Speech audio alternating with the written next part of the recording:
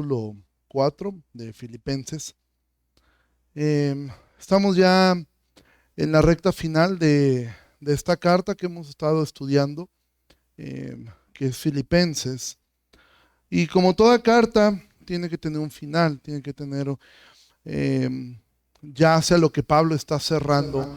La carta, tú recordarás, hace unas semanas, unos meses, nos tocó ver acerca de Epafrodito, que probablemente él de momento se sintió ahí como que, pues, aludido directamente por la carta. Y entonces Pablo va a terminar esta carta, la va a ir cerrando con algunos agradecimientos, con algunos de los textos más famosos de la Biblia que están acá, que los vamos a ver más adelante, pero quiero que vayamos al versículo 1. Pablo dice, así que, y de la misma forma como la semana pasada nos comentaba Armando, cada que tú veas estas palabras, así que o por lo tanto, es un conector. En gramática eso así se conoce como conectores. Esto es un conector directamente a lo que Pablo acababa de hablar. ¿Qué es lo que Pablo acababa de hablar acerca de la esperanza en la resurrección? ¿Sí? Entonces, si tú conectas esto, porque recuerda, la Biblia no fue escrita con capítulos y versículos. Entonces era una lectura fluida. Entonces así que conecta directamente con lo que está hablando Pablo. Entonces Pablo continúa esta misma idea acerca de la esperanza que tenemos, de la resurrección, la esperanza eterna que nosotros tenemos. Y entonces Pablo dice, así que, o sea, teniendo en mente que vamos a resucitar, teniendo en mente que hay una esperanza de resurrección, que hay una esperanza de la vida eterna, que hay una esperanza que nuestra ciudadanía no está aquí. Así que entendiendo todo lo que Pablo ha hablado, todo lo que ha dicho respecto a que tenemos que ser imitadores de Cristo, cómo Él se despojó de su gloria. Así que teniendo en mente esto, dice, amados míos, amados y deseados, gozo y corona mía, estén firmes en el Señor, amados. Es decir, Pablo quiere que tengamos en mente lo que Él acaba de hablar. Así que vamos a resucitar. Así que la vida no se trata de estar aquí. Así que la vida no es esto solamente. Esto se va a terminar y se va a terminar pronto. Sea que el Señor regrese o sea que nos llame a su presencia, la vida aquí va a terminar. Algo bueno del coronavirus fue esto. Nos recordó a todos lo frágiles que somos. Que un virus microscópico. Mira, hay gente que dice, ahora que está con esto de la guerra en Ucrania, el miedo de que si Vladimir Putin un día avienta misiles nucleares y se empieza a armar, ahí todo es bueno de repente poderle decir a Putin, el problema está allá arriba, no se van a equivocar, nosotros estamos abajito.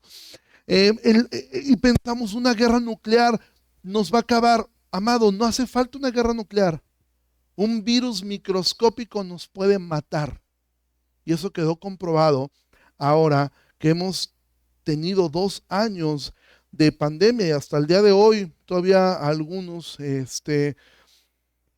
siguen padeciéndolo cada vez menos, gracias a Dios, pero Pablo dice, así que entendiendo que vamos a resucitar, que la vida no se queda aquí, que la vida para nosotros, así como Pablo dijo, para mí el vivir es Cristo, el morir es ganancia, así que hermanos, y ve la forma tan hermosa que Pablo se dirige a esta iglesia. Hermanos míos, amados, deseados, gozo, corona mía, estén firmes en el Señor. Y entonces Pablo va a entrar a un tema particular. Recuerda, estas eran cartas que eran dirigidas a iglesias que tenían problemas particulares. Y antes de entrar a lo que va a ser el tema, yo quiero que podamos recordar un poco quién era la iglesia de Filipos. La iglesia de Filipos tiene una de las historias más hermosas en el libro de los Hechos. Es de las iglesias de las cuales tenemos tanta referencia de cómo fue que se fundó. Pablo llega con Silas a predicar a Filipos en uno de sus viajes misioneros, y cuando está predicando ahí, la primera persona que se convierte es una mujer que se llamaba Lidia. Entendemos que era una mujer de recursos porque ella se dedicaba a hacer púrpura.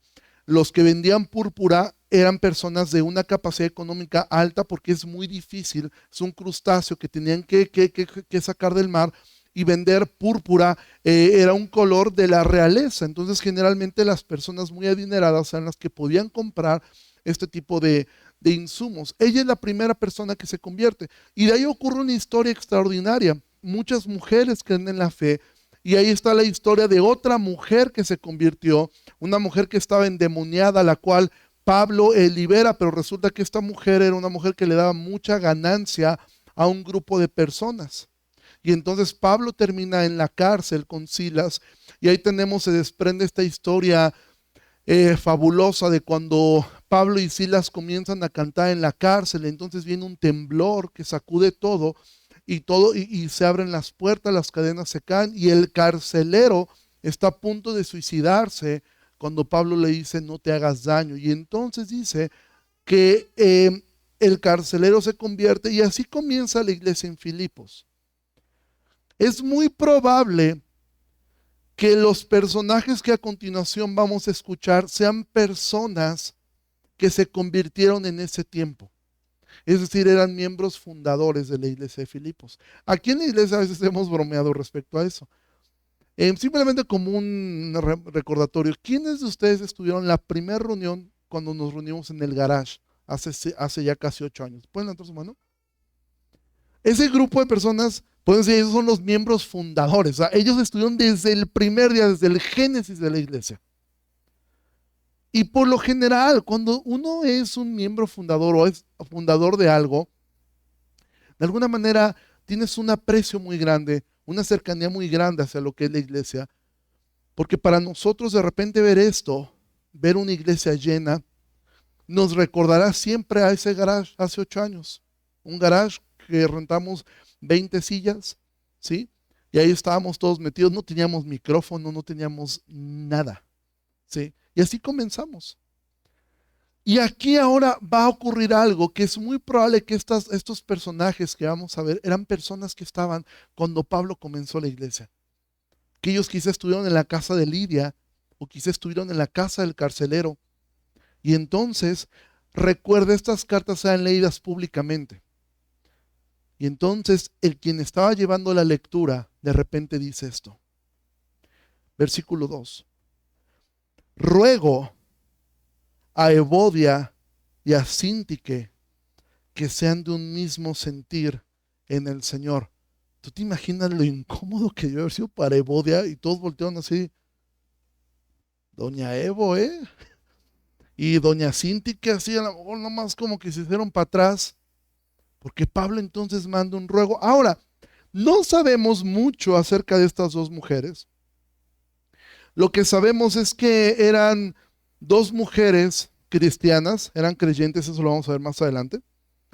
Pero eran dos mujeres que probablemente eran diaconisas y que lo más seguro era que ellas tenían una cercanía con Pablo. Es muy probable, dado a cómo era la forma de escribir de la antigüedad, Pablo no estaba exhibiendo a estas mujeres. De hecho, estaba mostrando mucho amor con estas dos mujeres, pero es muy probable que estas mujeres por aparte le hayan escrito a Pablo cada una respecto a la situación que estaban viviendo. La Biblia no nos dice cuál era el problema, no nos menciona cuál es el problema, y sería fantástico poder saber cuál era el problema entre Evodia y Síntique.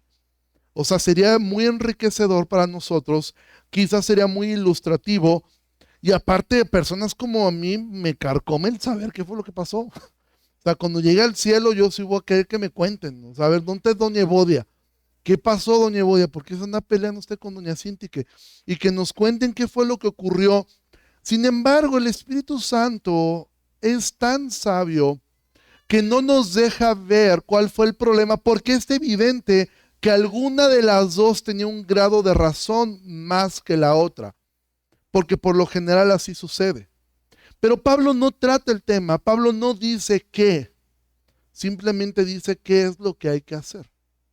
Entonces, estas dos damas, estas dos mujeres que servían, que eran creyentes, ahora lo que sí sabemos es que no era un problema de pecado.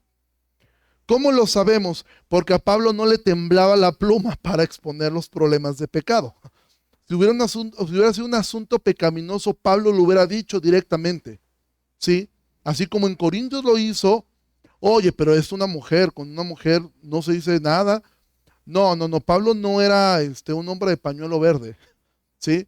O sea, y eso tú lo puedes ver, no con Pablo, pero sí lo puedes ver con Juan cuando escribe a las iglesias. En Apocalipsis habla de una mujer que dice, toleran a esa mujer, ¿sí? Entonces, Pablo no le hubiera temblado la pluma para decir si es que era un asunto de pecado, pero no era un asunto de pecado.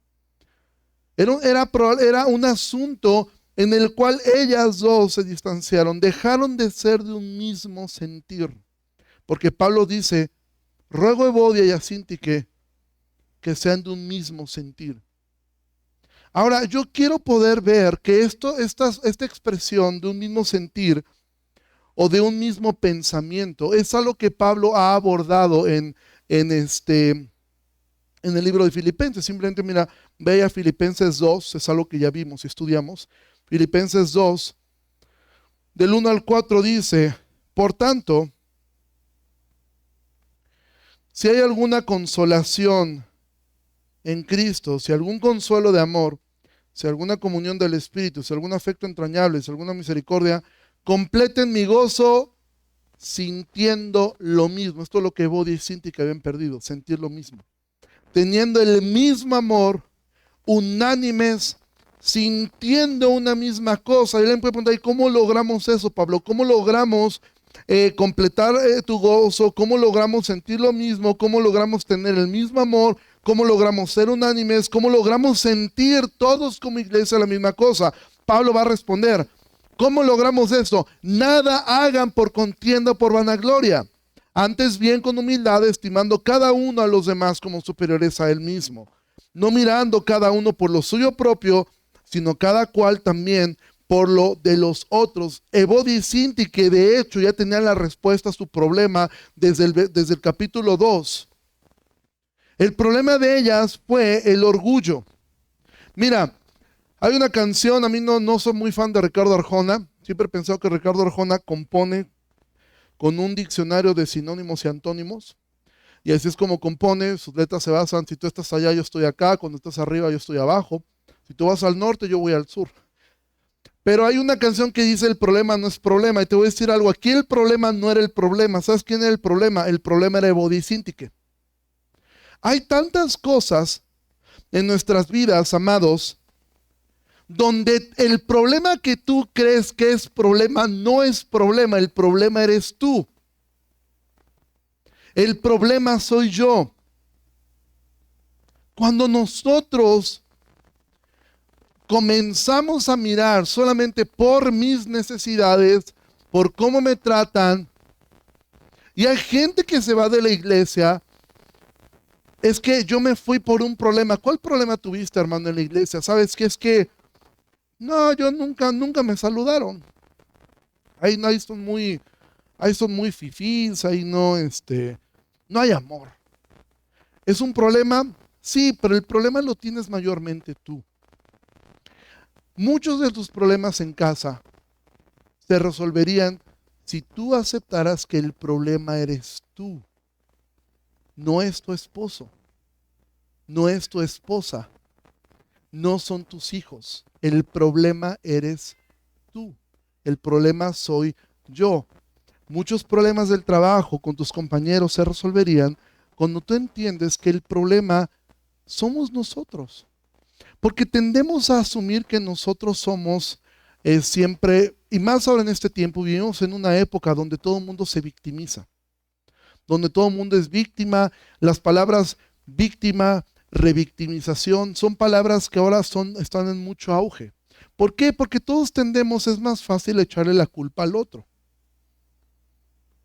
De tus inseguridades, de tus dolores, de tus padecimientos. Y hay personas que todo el tiempo están enojadas, que todo el tiempo están molestas, que asumen que la vida les debe algo y que todos a su alrededor les tenemos que pagar. ¿Sí? Y entonces nos enfrascamos en tanto, ojo, estoy hablando de problemas relacionales, no problemas de pecado. El pecado es pecado. Pero estoy hablando de problemas a veces en los cuales nosotros no nos podemos relacionar con otras personas porque no piensan como yo pienso, porque no actúan como yo actuaría, porque no responden como yo respondo, porque doctrinalmente no coinciden con lo que yo pienso. Y entonces tendemos a segmentar a las personas entre los que me caen bien, los que me caen mal, los que yo creo que es cristiano y el que yo creo que no es cristiano. ¿Sí? ¿Por qué, amados? Porque nos cuesta mucho entender que mucho del problema somos nosotros. Pablo lo que le estaba diciendo aquí a Evodia y Sintique era, el problema son ustedes. El problema que ustedes tienen ni siquiera lo voy a tocar, porque no es importante. El problema, amadas hermanas, son ustedes dos, que las dos están mostrando un alto grado de orgullo, están mostrando un alto grado de yo no cedo y yo no cambio. Y a veces en el matrimonio es tan común que están discutiendo. A mí me ha tocado, yo no estoy casado, gracias a Dios. No es cierto. Dios sabe que me quiero casar. Pero de repente me ha tocado mirar en consejería. Y de repente están dos personas discutiendo por temas que no son tan importantes. Y de repente a mí me ha tocado luego en consejería ver. Y pues uno discierne o a veces es tan claro que dices, creo que la razón sí la tiene su esposo. Porque mujeres, ojo, a veces sí tienen la razón su esposo. Y cuando la mujer está viendo como que no le gano la discusión, no le gano. Hay un arma secreta, me pongo a llorar. ¿Para qué? Para que me pida perdón. Y entonces, el problema es no reconocer nuestro orgullo, de saber, yo tengo un problema de inseguridad que hace que todo lo vea mal. Es verdad que tú como esposa y tú como esposo debes cuidar a tu cónyuge, debes procurarlo, debes tenerlo cerca en muchos sentidos, para guardarlo, para evitarlo de tentaciones, debe haber comunicación. Pero a veces ocurre que un hombre es honesto con su esposa o viceversa, la esposa es honesta con su esposo. Y llega un día y tú estás insistiéndole a tu cónyuge, por favor, séme honesto, si estás luchando con algo, dímelo. Y tu cónyuge se abre y te dice, la verdad es que sabes que hay una persona en el trabajo que pues sí, como que me está buscando mucho y de repente te soy honesto, pues me ha movido. Ok. Y se enoja el cónyuge, se llena de celos, pero quería que le contara. Pero cuando tú le contaste, entonces se volvió un infierno la conversación. ¿Por qué? Porque no aceptamos que el problema son nuestras inseguridades, son nuestros miedos. Obviamente, hombre, mujer, si tú has hecho algo para provocar esos miedos, bueno, estás viviendo una consecuencia y tienes que asumirla como tal, ¿sí? Pero si no hay un motivo en el cual hay algo que tenemos que aprender, hermanos, amados, siempre separa lo que sabes de lo que sientes. Nunca decidas por lo que sientes, porque tu sentimiento es fluctuante, tu sentimiento sube y baja. Tu sentimiento te puede hacer una telenovela en la cabeza. Cuando estás enojado, cuando estás triste, cuando estás ansioso. Pero lo que sabes es lo real, hasta donde tú puedes llegar a conocer. Entonces, muchos de los problemas en la familia, en el trabajo, en tu escuela, con tus compañeros, es porque no somos honestos.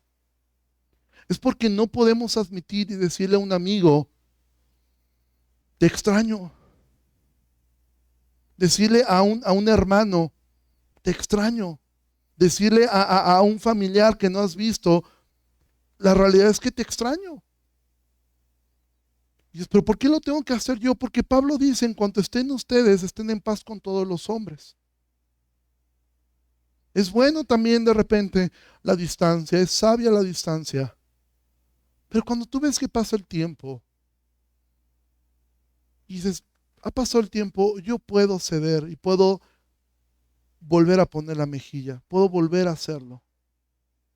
Pero a veces es nuestro orgullo de no atrevernos a reconocer cuando algo nos está haciendo falta. Y ahora lo traspolo a la iglesia. Muchas de las divisiones en la iglesia suceden por esto.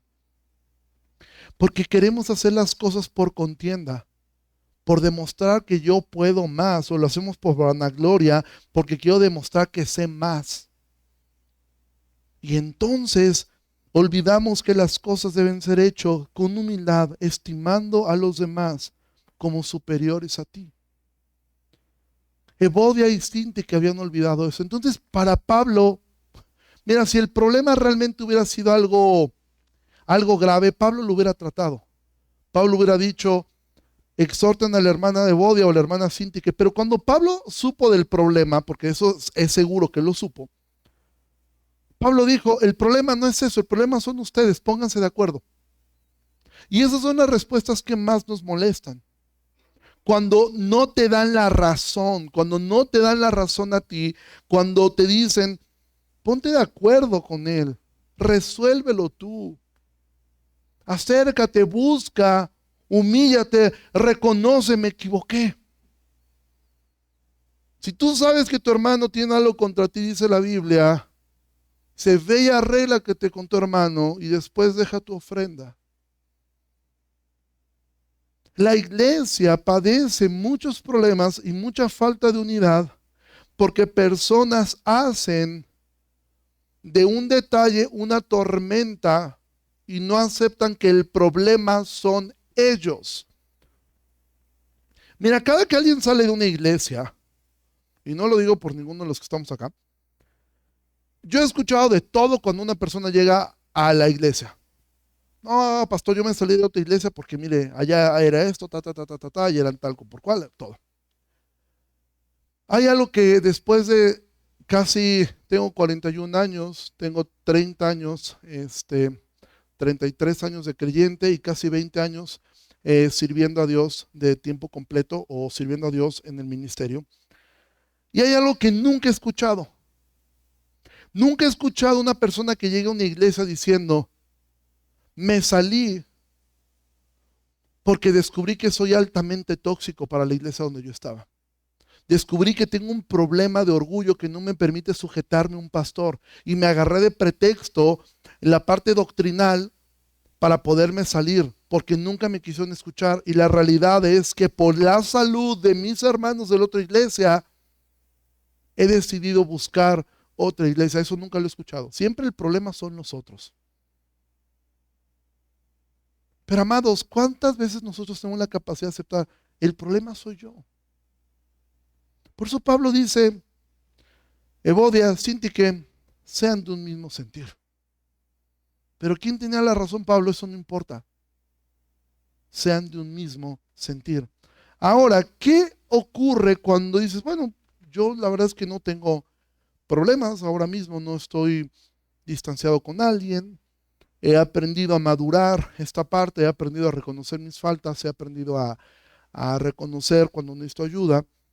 Bueno, ¿qué es lo que ocurre para nosotros? Pablo dice en el versículo 3, asimismo te ruego también a ti, compañero fiel. Este compañero fiel no sabemos quién era, probablemente era Epafrodito, probablemente era alguien más de la iglesia, pero dice, te ruego, compañero fiel, que ayudes a estas, a Evodia y Síntique, que combatieron juntamente conmigo en el Evangelio, con Clemente también y los demás colaboradores míos, cuyos nombres están escritos en el libro de la vida.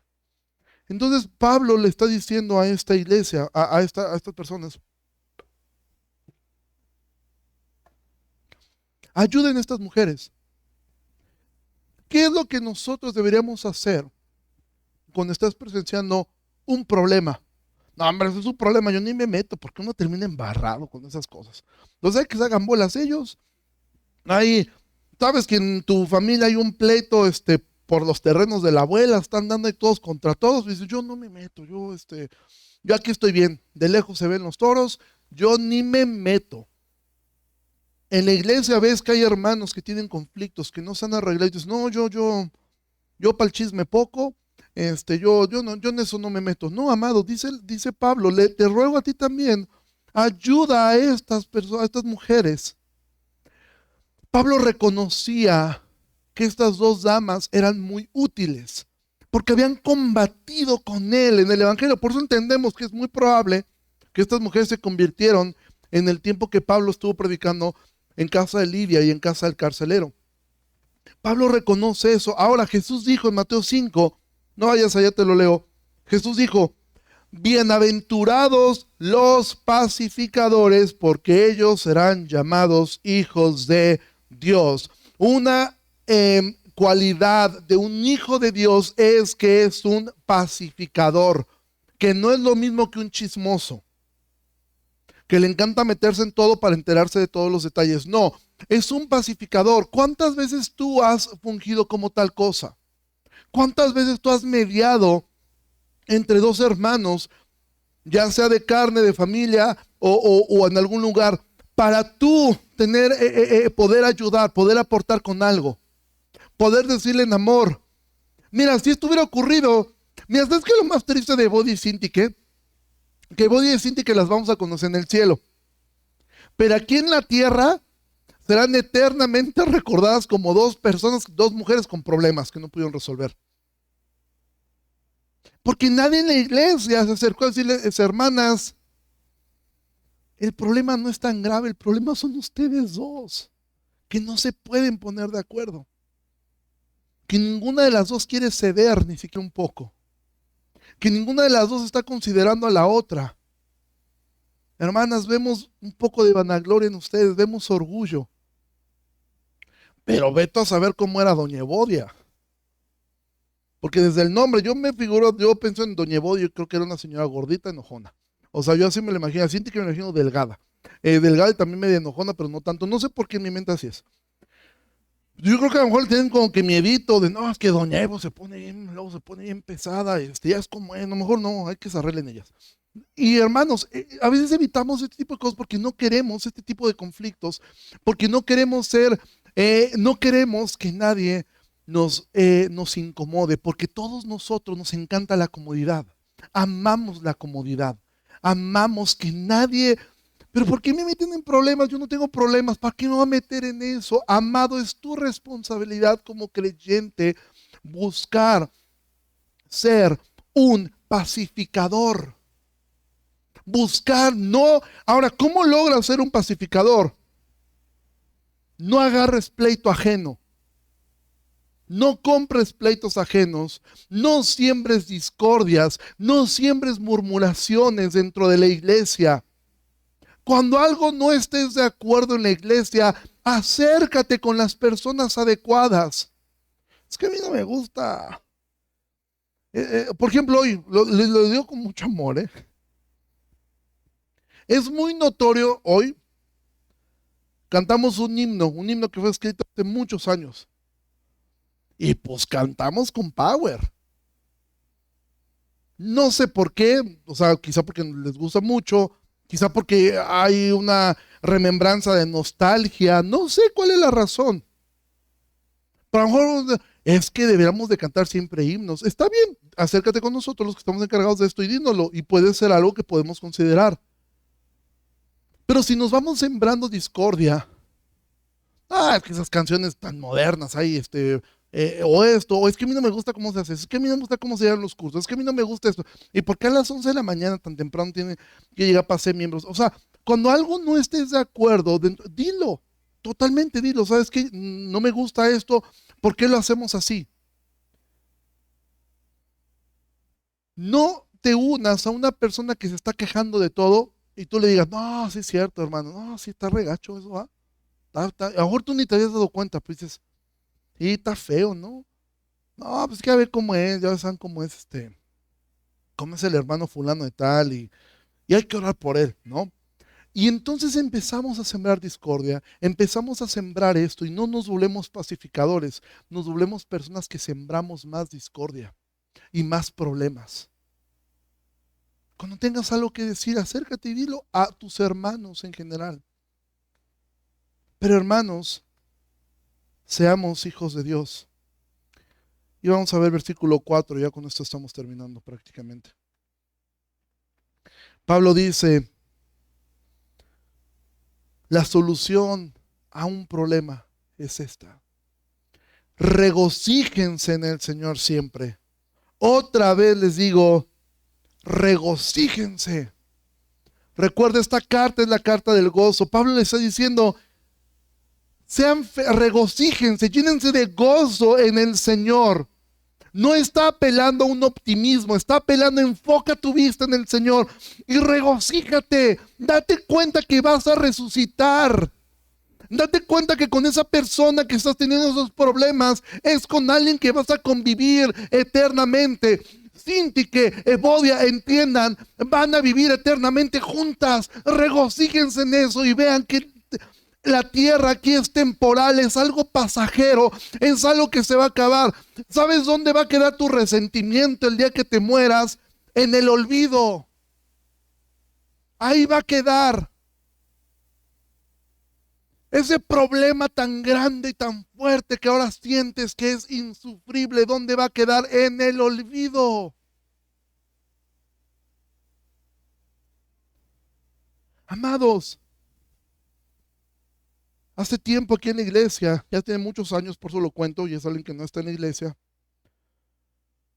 vino su mamá con él desesperado, porque era un joven como de 18, 19 años.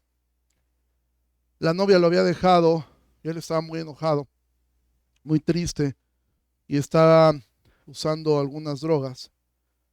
Y él me dijo, es que yo me voy a suicidar, yo me voy a matar. Porque, y le dije, ¿por qué lo quise hacer? Dice, porque quiero que sufra por lo que me hizo. Le dije, ¿en qué planeta te hace pensar que eso va a pasar? Le digo, mira, te voy a decir lo que va a suceder si tú te suicidas hoy.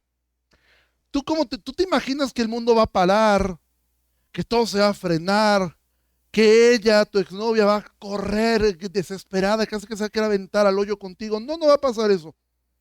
La única persona que va a llorar va a ser tu mamá. Vas a hacerla sufrir profundamente. A 2 o 3 personas a tu alrededor los vas a hacer sufrir. Y es probable que sí, si tiene un poquito de conciencia, tu novia le dolerá un par de días hasta que conozca a alguien que la va a consolar. Alguien que la va a hacer olvidar y le va a hacer entender que tú tomaste tu decisión por tus propias mentes. ¿Y sabes qué ocurrirá después? Serás completamente olvidado, el planeta seguirá girando, tu novia se casará con otro, será feliz y te olvidará completamente y no serás más que una anécdota. Pero a tu madre sí la harás llorar toda su vida. Eso es lo que va a pasar. A veces pensamos, amados, que el mundo gira alrededor de nosotros. Mira, ni por la reina. Fueron 10 días y después de ahí todos nos olvidaremos de la reina. ¿Sí? Amados, por eso Pablo dice, regocíjense. Regocíjense en el Señor. Porque la vida aquí se va a acabar. Los que son más adultos lo entienden mejor. Yo ya estoy a punto de llegar a los más adultos. Ya lo voy entendiendo cada vez mejor. Perdí una amistad por esta tontería. Perdí esto por no hablarlo. Perdí tantas cosas que si volvieras el tiempo dirías, no me engancharía tanto por cosas tan simples. Pero Pablo dice, regocíjense en el Señor. Dice, su gentileza sea conocida de todos los hombres. El Señor está cerca. Entonces, ¿cuál es la solución de Pablo? Primer cosa, regocijo siempre, no solamente en lo bueno, también en los tiempos malos, regocíjate en el Señor, entendiendo que esta leve tribulación producirá un mayor peso de gloria, entendiendo que debemos estar gozosos cuando nos hallemos en diversas pruebas, porque estas pruebas van a producir fe en nosotros, dice Santiago. Entonces, regocíjate. Segunda cosa, sé gentil con los hombres, con todos, sea amable. Gentil es amabilidad, con todos, no solo con los que te tratan bien. Sea amable con los demás. Tercer cosa, vive esperando su regreso. Por eso Pablo, dentro de todo lo que está diciendo, dice, el Señor está cerca. La semana pasada predicaban Armando acerca de esto. Es verdad, la doctrina de de la segunda venida de Cristo es una doctrina primaria, es algo que todos nosotros debemos abrazar y entender. La fe cristiana es una fe escatológica, es una fe que siempre ha esperado por una esperanza al futuro. Eso es una doctrina primaria que todo creyente debe tener. El cómo va a ocurrir no es una doctrina primaria. Ahí durante siglos, desde que se murieron los apóstoles, nadie ha estado de acuerdo en el cómo va a suceder su regreso. Por lo menos hay 4 posturas de las cuales yo te animo a que las estudies y que tu alma se ancle a alguna de ellas, a la que tú consideres más bíblica. Ancla tu conciencia, si quieres, premilenial, amilenial, posmilenial, que son las más, las más populares, las más conocidas, premilenial histórico, premilenial dispensacional, ¿sí? Ancla tu conciencia a eso. Pero sea la postura que tú tengas, regocíjate en que el Señor va a regresar. Yo tengo una postura, honestamente, mi gozo va a ser que el Señor regrese. Si ocurrió como yo pienso, bien. Si no ocurrió como yo pienso, amén. Yo lo que quiero es que Él regrese. Que Él venga. Y debemos vivir con esa esperanza, entendiendo que Él va a regresar. Porque eso es un hecho. El Señor va a regresar por todos nosotros. Sea que estés vivo cuando Él regrese, o sea que no lo estés, de todas maneras el Señor viene por ti. Porque dice la Biblia que los muertos en Cristo resucitarán primero. Entonces el Señor viene y un día sonará la trompeta y un día estaremos con Él. Amado, ¿sabes cuál es el problema cuando olvidamos eso? Cuando vivimos como si la vida fuera a ser aquí para siempre. La vida no será aquí para siempre. Y esto es un motivo de gozo. Mira, hace unos días me impactó tanto un hombre que está a punto de morir, un predicador, un conocido. Y en su lecho de muerte él estaba muy contento, estaba con mucho dolor por un cáncer que tenía.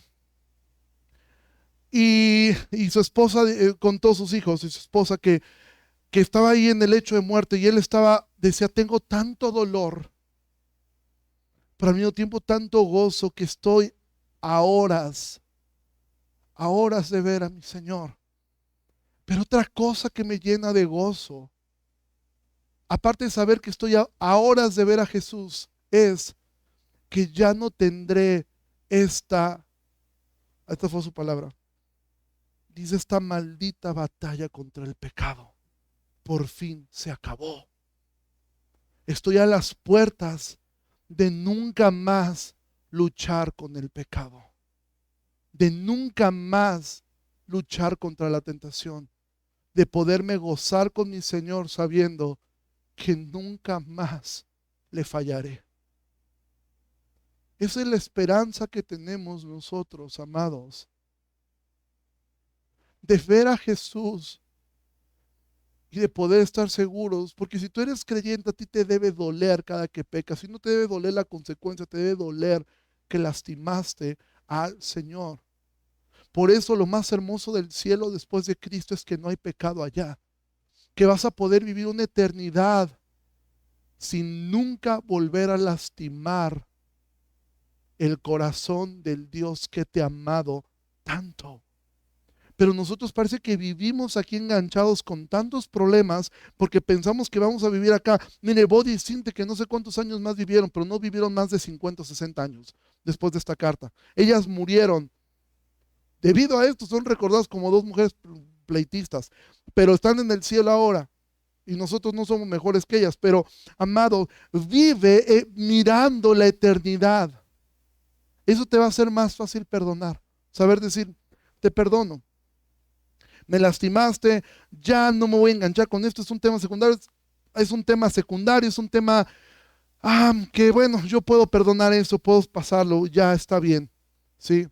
Pero no vivir enganchados con años y años y años y años, porque el otro me hizo, el otro me dijo, mi papá no me dio, mi mamá no estuvo, y estamos atrapados en estas cosas.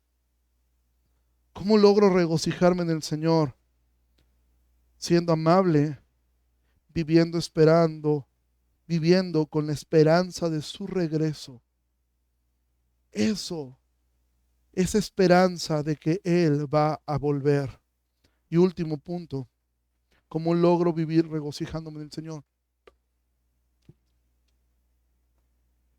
Cuando tengo un corazón agradecido. Dice, por nada estén afanosos, versículo 6, sino sean conocidas sus peticiones delante de Dios en toda oración y ruego, con acción de gracias. Amado, ora a Dios, pide a Dios lo que necesites. Si necesitas salud, trabajo, economía, hijos, una pareja, lo que sea, pídelo con oración y ruego, pero siempre con acción de gracias. Siempre agradeciendo que lo más importante ya lo tienes, a Él. Agradeciendo que lo más grande ya lo tienes, a Él. Y entonces hay una promesa para todos aquellos que bien. Ahora recuerda, estas palabras fueron dirigidas principalmente a Evodia y a Síntique. Esta era la respuesta de Pablo al problema de ellas. La respuesta de Pablo era, Evodia, Síntique, regocíjense. Evodia, Síntique, que su amabilidad sea conocida entre los hombres. Recuerden, Evodia, Síntique, Él está cerca. No estén afanadas por nada. Sean conocidas sus peticiones con oración y ruego. Y entonces viene la promesa.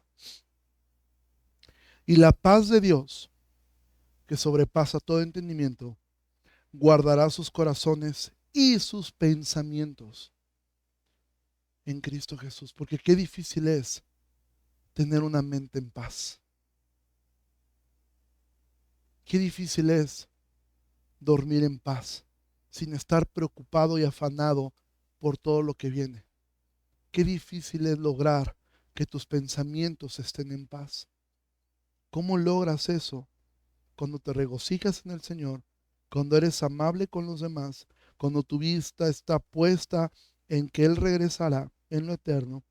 Entonces la promesa del Señor es que esa paz que sobrepasa el entendimiento. ¿Por qué lo sobrepasa? Porque para nosotros la paz es la ausencia de problemas. Una persona que está en paz es una persona que no tiene problemas. La paz de Dios sobrepasa el entendimiento porque es una paz en medio de los problemas. En medio de las circunstancias difíciles, tú estás en paz. Por eso Jesús dijo, mi paz no es como la que el mundo da, porque el mundo da paz en ausencia de problemas. Mi paz es en medio del problema, tú estás en paz. ¿Sabes cómo morían los cristianos? Mira, yo nunca he ido a Italia, pero de repente veo, y yo no lo juzgo, a lo mejor tú lo has hecho, los que han podido ir a Italia, pero me llama mucha atención cuando veo cristianos sacándose selfies en el Coliseo Romano. O sea, como, ay, que en el Coliseo, o sea, es como, o sea, sí sabes lo que ocurría ahí. O sea, no estoy diciendo que no lo hagas, lo que estoy diciendo es, yo creo que si yo fuera a ese lugar, yo me soltaría a llorar. O sea, de saber que en ese lugar, que ahorita es turístico y muy bonito, en ese lugar, hermanos míos en la fe fueron destrozados por bestias. Fueron arrojados a leones, a osos, a toros, y murieron ahí. Ese lugar se llenó de sangre. ¿Y sabes qué ocurría? Y era lo que más, la mayoría de los criminales, porque no solo los cristianos sean arrojados a los leones, los criminales sean arrojados a los leones. Y algo que escriben los historiadores romanos del primer siglo, que algo que amaban los emperadores era ver la frustración y odio e impotencia de los condenados, que cuando eran arrojados a los leones, en vez de rogar clemencia, comenzaban a gritar maldiciones contra el César, a maldecirlo. Y dice un historiador romano que eso para los emperadores era como satisfactorio, ver cómo algunos morían rogando por sus vidas y otros morían maldiciendo al imperio con la impotencia de no poder hacer nada. Pero ¿sabes qué ocurría con los cristianos? Que los cristianos, según los historiadores, la mayoría de ellos, en cuanto eran sacados a la arena del circo romano, corrían todos al centro, se abrazaban y cantaban y seguían el ejemplo de su Señor. No maldecían, sino que bendecían. Y eso era tan frustrante para los romanos. ¿Cómo se logra estar en paz cuando estás viendo que un león viene sobre tu esposa? Cuando viene un león sobre tus hijos. ¿Sabes cuándo? Cuando tu vista está puesta en lo eterno y no en lo temporal. Esa es la paz que sobrepasa todo entendimiento. Es muy probable, casi un 100% de probabilidad que ninguno de nosotros atravesaremos por el martirio. Pero si así fuera, ¿cómo sería eso? Amados, Cristo vino a morir por pecadores. Y cuando los problemas son minúsculos, ni siquiera Pablo se tomó el tiempo de tratar el tema. Porque dijo, el problema, Evod y Sinti, que son ustedes dos, arréglense. Muchos de los problemas que tienes no son problemas. Arréglate con tu hermano. Perdona. Ponte de pie, vamos a terminar orando.